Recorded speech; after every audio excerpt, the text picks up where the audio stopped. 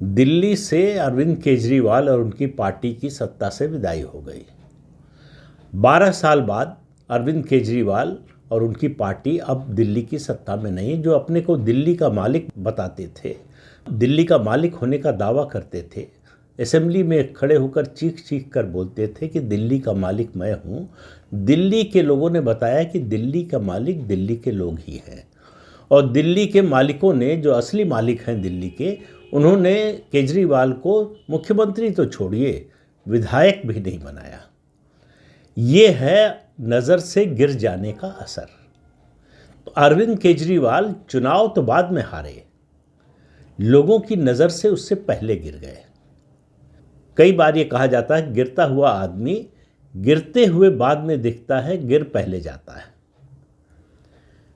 जो गिर चुका होता है तब हमको लगता है कि ये गिर गया, लेकिन उस बात को छोड़ देते हैं। अभी बात करते हैं चुनाव की। तो दिल्ली में जो चुनाव परिणाम आया है, उसके बाद उसकी समीक्षा शुरू हो गई। आप कह सकते हैं उसका एक तरह से पोस्टमार्टम शुरू हो गया। कैसे ये साबित किया जाए कि ये दरअसल बीजेपी की जीत नहीं है। और ये हर चुनाव में होता है, लेकिन दिल्ली में स्टेक्स बहुत बड़े थे। दिल्ली आप कह सकते हैं छोटा सा राज्य है, पूर्ण राज्य भी नहीं है, लेकिन यहाँ से देश की राजनीति चलने लगी थी।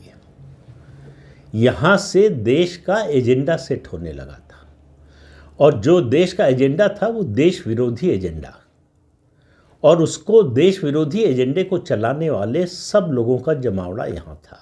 जो पूरा इकोसिस्टम था, उसकी ताकत दिल्ली की सरकार, अरविंद केजरीवाल की सरकार थी। अब आप देखिएगा कि मीडिया में कितने लोग जो है वो विलाप करते हुए, क्रंदन करते हुए आपको नजर आएंगे। उनकी आजीविका चल रही थी आम आदमी पार्टी से,